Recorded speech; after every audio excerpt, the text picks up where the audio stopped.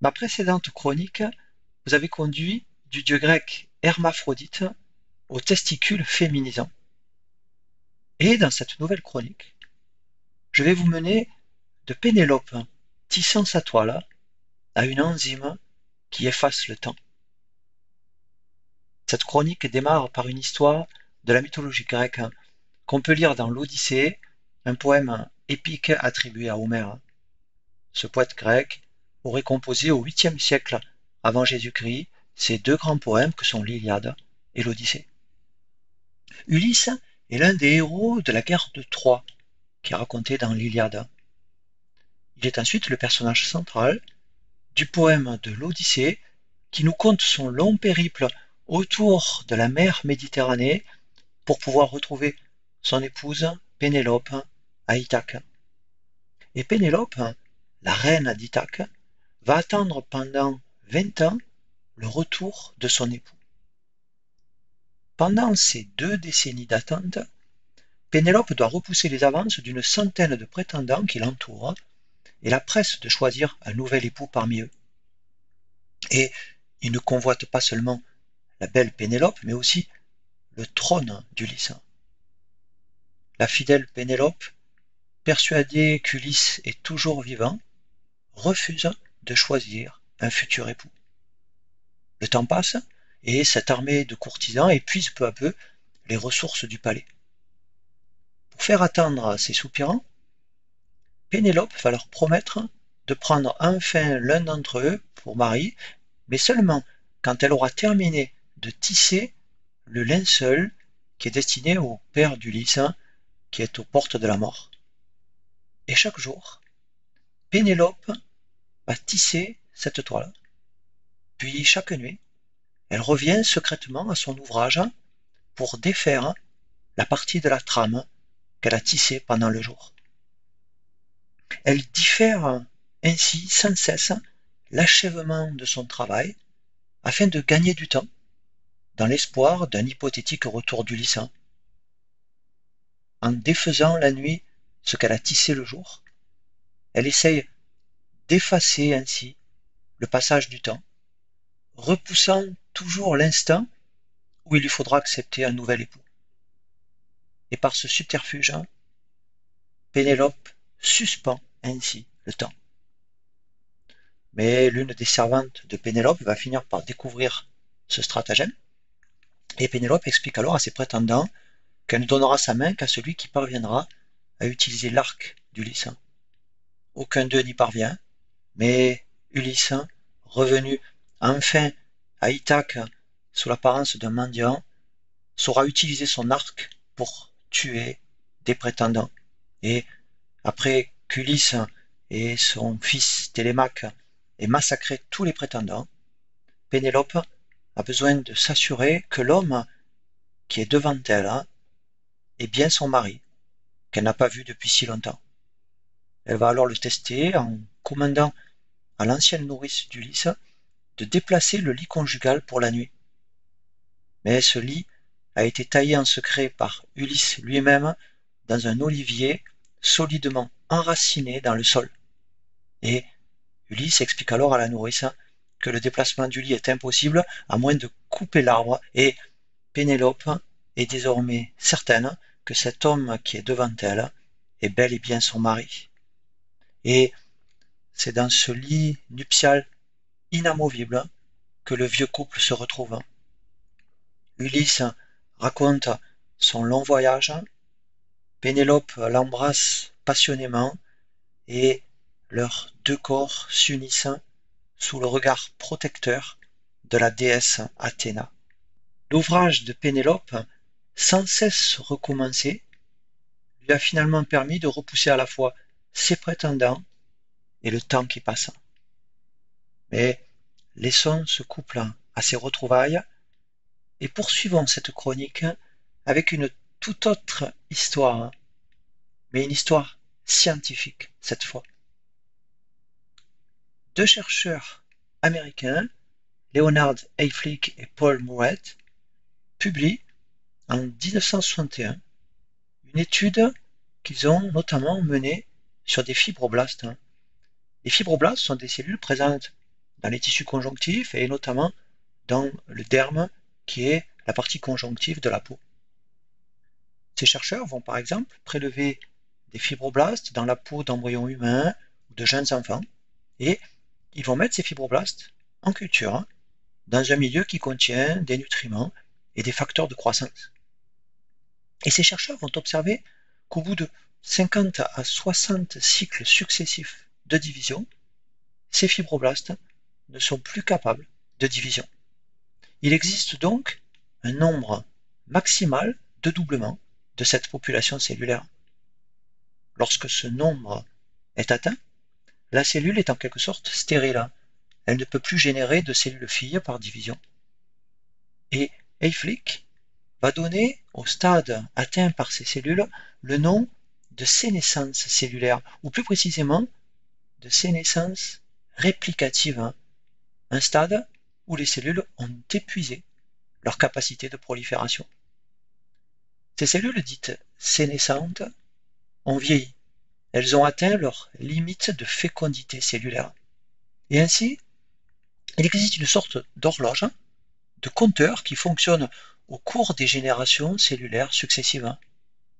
Et la durée maximale de fécondité des fibroblastes ne se mesure pas en unité de temps écoulé, mais en nombre de générations cellulaires.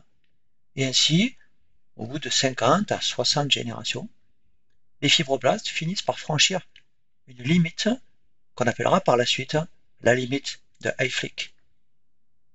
En 1965, Hayflick montre que s'il prélève des fibroblastes chez une personne de 60 ou 70 ans, le nombre maximal de doublements que ces fibroblastes pourront accomplir en culture va diminuer. Et Hayflick observe que tous les 10 ans chez l'homme, le nombre maximal de doublements des fibroblastes diminue d'environ 2 à 4 ans. Ainsi, la perte progressive de la capacité des fibroblastes à proliférer n'est pas observable seulement dans des cultures menées en laboratoire, mais elle peut aussi être constatée dans le corps humain lui-même.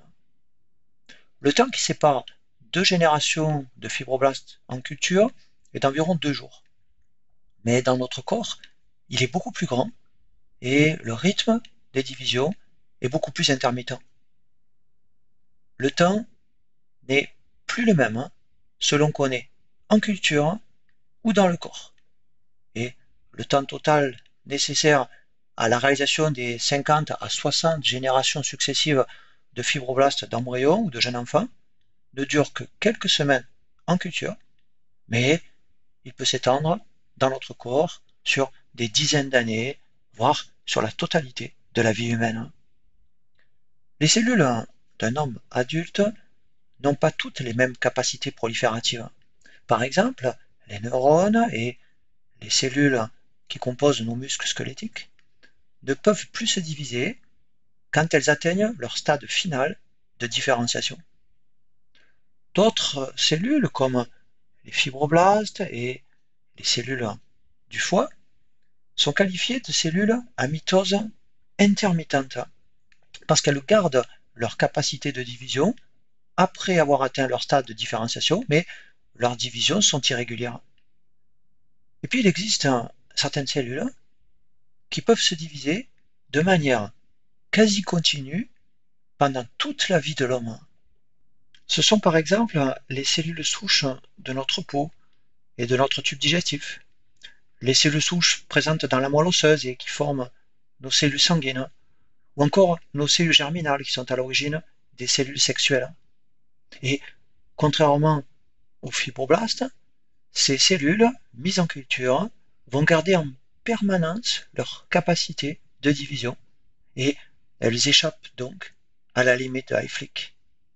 De même, les cellules cancéreuses ont une aptitude continue à la division. En culture, les cellules cancéreuses peuvent se diviser sans cesse et deviennent en quelque sorte immortelles, échappant donc aussi à la limite de Hayflick. Mais les travaux d'Hayflick soulèvent d'importantes questions. En effet, Pour des cellules comme les fibroblastes qui ont une durée maximale de fécondité, qu'est-ce qui détermine leur nombre limité de dédoublements? Comment ces cellules peuvent-elles compter le nombre de générations dont elles sont issues? Et pour les cellules telles que les cellules souches, les cellules germinales ou les cellules cancéreuses, quel mécanisme leur permet de transgresser la limite de Hayflick, d'échapper au décompte des générations cellulaires antérieures qui leur ont donné naissance? Et c'est un biologiste russe dénommé Alexei Olovnikov qui va proposer une théorie pour tenter de répondre à ces questions. Nous sommes en 1966 et Olovnikov, âgé de 30 ans, est alors postdoctorant dans un institut médical de Moscou. Et après avoir assisté à une conférence qui présente les travaux d'Hayflick, il en ressort fasciné par cette notion de limite de Hayflick et va germer alors en lui une idée qui pourrait permettre d'expliquer cette limite d'Hayflick. Une hypothèse qu'il va affiner pendant près de 5 ans. Et en 1971, il va publier cette hypothèse dans les comptes rendus de l'Académie des sciences de l'URSS. C'est une publication qui est rédigée en langue russe et presque personne ne la lira en dehors de l'URSS. Puis, en 1973, son hypothèse est publiée en anglais dans un long article du journal de biologie théorique avec un titre pour le moins obscur, une théorie de la marginotomie. Cette hypothèse, Kolovnikov présente avec beaucoup de clarté, va cependant demeurer méconnue de la quasi-totalité des chercheurs. Pour comprendre l'hypothèse de Lovnikov, il me faut revenir sur la réplication de l'ADN, un mécanisme que je vous avais présenté dans la 5e de mes chroniques. La réplication de l'ADN est le processus de synthèse de l'ADN. Il se déroule dans le noyau de nos cellules lors de l'interphase qui précède la division cellulaire. L'ADN est formé par 2 brins complémentaires qui, lors de la réplication, vont servir chacun de brin matrice pour la synthèse d'un brin nouveau. Si bien qu'à l'issue de la réplication, chaque molécule d'ADN fille est constituée par un brin ancien qui a servi de matrice et un brin nouveau qui a été synthétisé par une enzyme qu'on appelle l'ADN polymérase. Dans le noyau de nos cellules, l'ADN est réparti en 46 chromosomes, 46 molécules linéaires d'ADN enveloppées et protégées par des protéines. Et lors de la réplication de l'ADN, ces 46 molécules d'ADN doivent être répliquées. Mais la copie d'un ADN linéaire va poser un problème complexe, si bien que l'ADN polymérase ne parvient pas à répliquer complètement les extrémités de l'ADN. Notons que ce problème de la réplication des extrémités de l'ADN ne se pose pas dans la plupart des cellules bactériennes parce que l'ADN bactérien est une molécule circulaire et donc dépourvue d'extrémités. Dans son article publié en 1971 puis 1973, Olovnikov émet l'hypothèse qu'à chaque fois qu'une de nos cellules se divise, elle donne naissance à une cellule dont une partie de l'extrémité de chacune des 46 molécules d'ADN n'a pas pu être recopiée. Et ainsi, au fur et à mesure des générations cellulaires successives, les extrémités des molécules d'ADN héritées par les cellules filles seront de plus en plus courtes. Selon Olovnikov, ce sont les marges de l'ADN, c'est-à-dire les extrémités de l'ADN, qui vont être coupées à chaque génération cellulaire, d'où le nom étrange qu'il a donné à ce processus, la marginotomie, du latin margo qui signifie bord et du grec tomé qui signifie coupe. À l'époque où Olovnikov émet cette hypothèse, voilà déjà plus de 30 ans que les extrémités des chromosomes ont commencé à révéler leur rôle. En effet, à la fin des années 1930, deux généticiens américains, Herman Muller et Barbara McClintock, ont découvert de façon indépendante une particularité que présentent les extrémités des chromosomes. Ils ont montré que lorsque les extrémités des chromosomes manquent, les chromosomes se collent les uns aux autres et fusionnent. Hermann Müller a donné à ces structures terminales des chromosomes linéaires le nom de télomère, du grec télos, qui signifie l'extrémité, et méros, qui signifie la portion.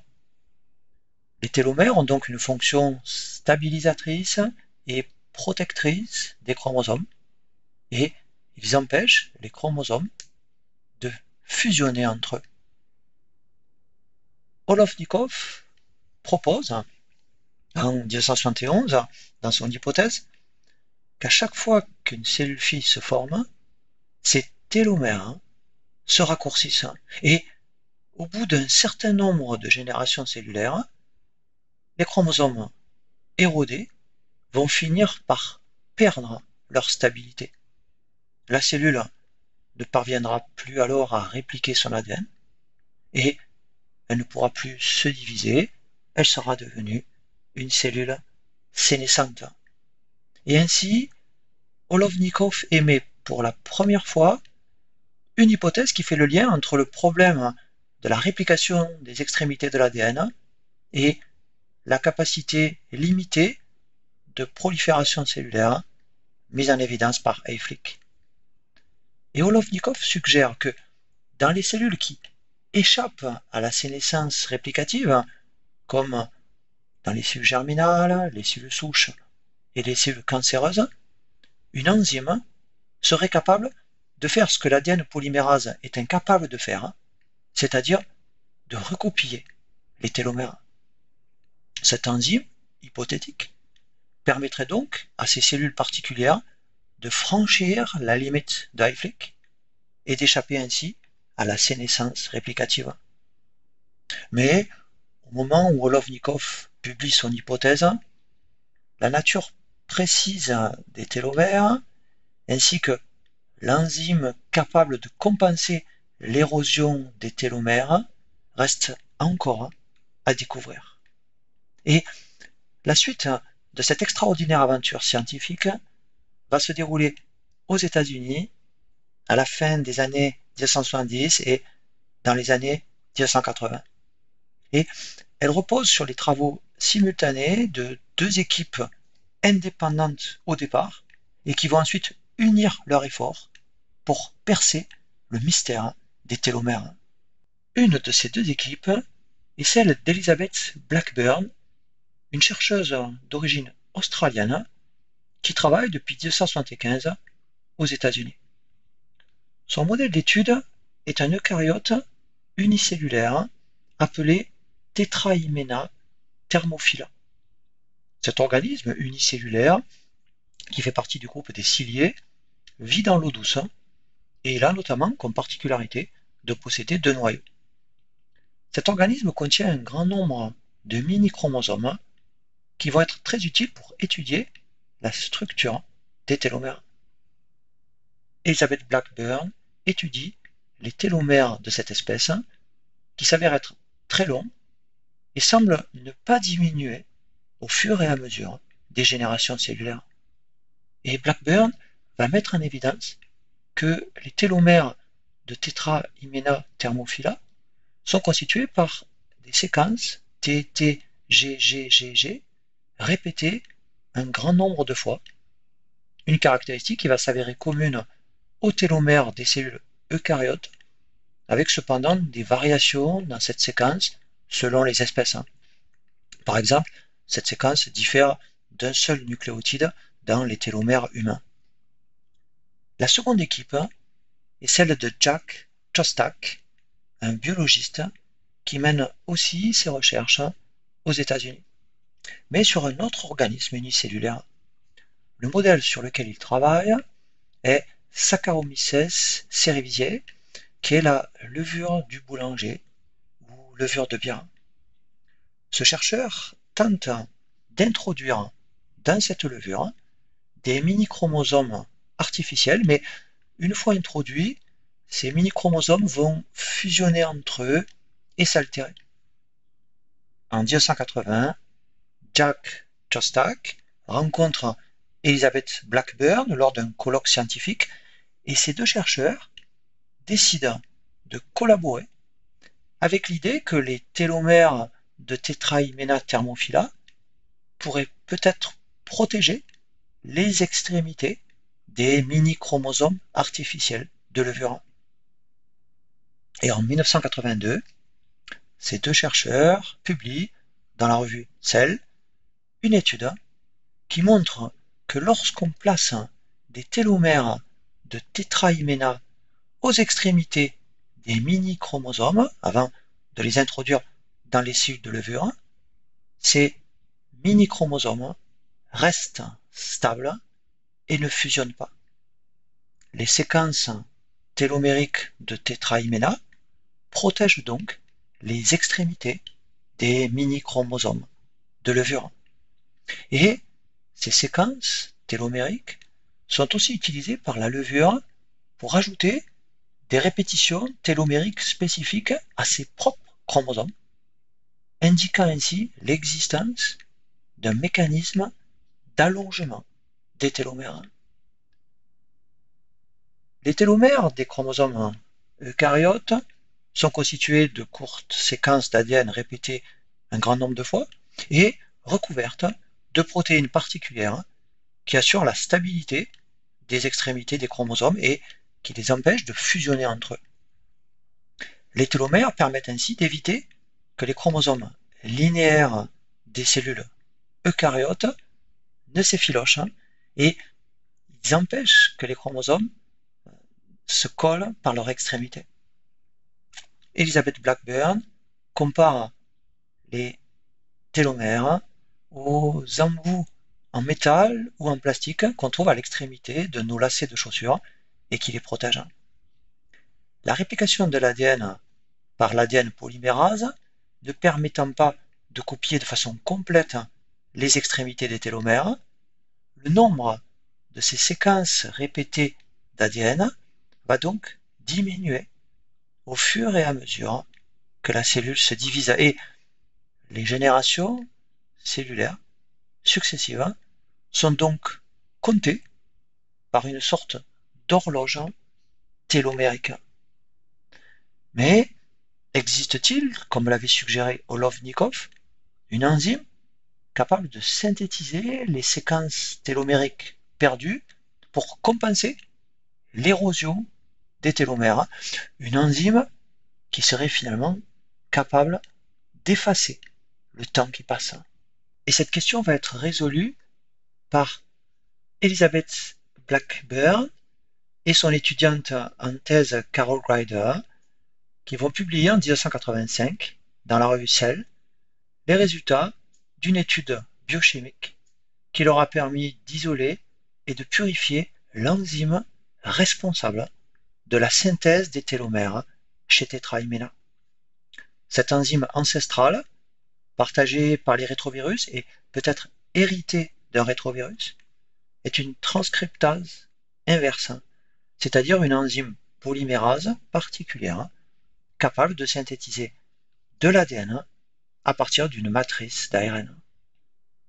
Puis deux études, une de Szostak sur la levure, publiée en 1989 dans la revue Cell, et une de Blackburn sur Tetrahymena, publiée en 1990 dans la revue Nature, vont montrer que le raccourcissement des télomères conduit à un arrêt de la capacité des cellules à se diviser, c'est-à-dire induit la sénescence réplicative. Et comme le pensait Olovnikov, la diminution des télomères au fur et à mesure des divisions cellulaires joue donc bien un rôle dans la détermination du nombre maximal de divisions cellulaires réalisables. Et ces travaux de Elizabeth Blackburn, de Carol Greider et de Jack Szostak sur les télomères et sur la télomérase seront récompensés en 2009 par le prix Nobel de physiologie ou de médecine, mais Olovnikov aurait sans doute mérité de partager aussi cet honneur. La structure d'une portion de télomérase est présentée sur ce schéma. La télomérase est un complexe composé de protéines et d'ARN. Chez l'homme, c'est la séquence TTAGGG qui est répétée environ 1 millier de fois dans chaque télomère.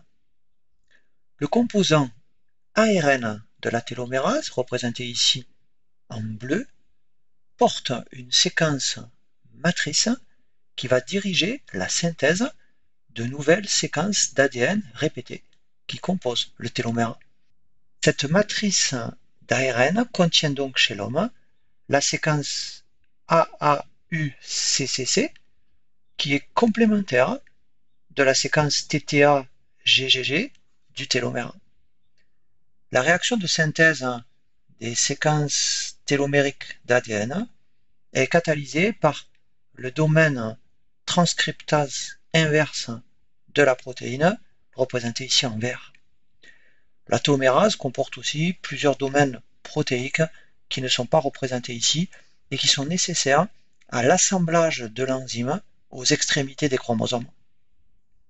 La plupart des cellules somatiques humaines, par exemple les fibroblastes, expriment constitutivement la composante ARN de la télomérase, mais pas sa sous-unité catalytique.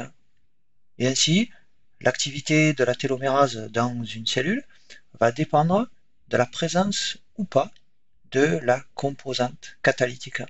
Et cette composante catalytique est très exprimée dans les cellules souches, les cellules germinales et les cellules cancéreuses. Ce schéma représente le mécanisme de réplication des télomères par la télomérase. La télomérase se fixe d'abord sur l'extrémité 3' du brin parental, puis elle allonge cette extrémité en ajoutant une séquence qui est complémentaire de la séquence portée par l'ARN de la télomérase. Une succession de cycles d'extension va permettre ainsi d'ajouter plusieurs séquences répétées afin de rallonger ce brin. Et pour terminer, une ADN polymérase classique va utiliser ensuite ces extensions du brin parental comme matrice pour synthétiser le brin complémentaire en se déplaçant en direction inverse de celle que la télomérase a suivie. Nos cellules somatiques normales, comme nos fibroblastes, ne synthétisent plus la télomérase, alors que les cellules souches de notre corps, les cellules germinales et la plupart des cellules cancéreuses continuent de produire cette enzyme, ce qui empêche l'érosion de leurs télomères au cours de leurs divisions successives. Et donc, contrairement à nos fibroblastes, ces cellules particulières échappent à la limite de Hayflick et conservent leur capacité de division. Notons que dans une minorité de cancers, les cellules cancéreuses utilisent un autre mécanisme d'allongement des télomères qu'on appelle le mécanisme ALT pour allongement alternatif des télomères. Certaines de nos cellules à capacité illimitée de division sont donc capables, grâce à leur télomérase, de stabiliser la longueur de leur télomère. Par opposition, les cellules somatiques, dont la capacité de division est définie, sont dépourvues d'activité télomérase, ce qui entraîne un raccourcissement progressif de leur télomère jusqu'à l'arrêt de leur division. Et ces cellules vont donc finir par atteindre la limite de Hayflick et deviennent alors sénescentes. Mais si on introduit expérimentalement dans des cellules somatiques le gène codant la sous-unité catalytique de la télomérase, l'élongation des télomères se met alors en route et conduit à l'immortalisation de ces cellules. Et ainsi, une cellule somatique qui se met à exprimer le gène de la sous-unité catalytique de la télomérase va devenir cancéreuse. Des études récentes ont montré que la diminution de la longueur des télomères n'est pas le seul mécanisme qui conduit à la sénescence d'une cellule.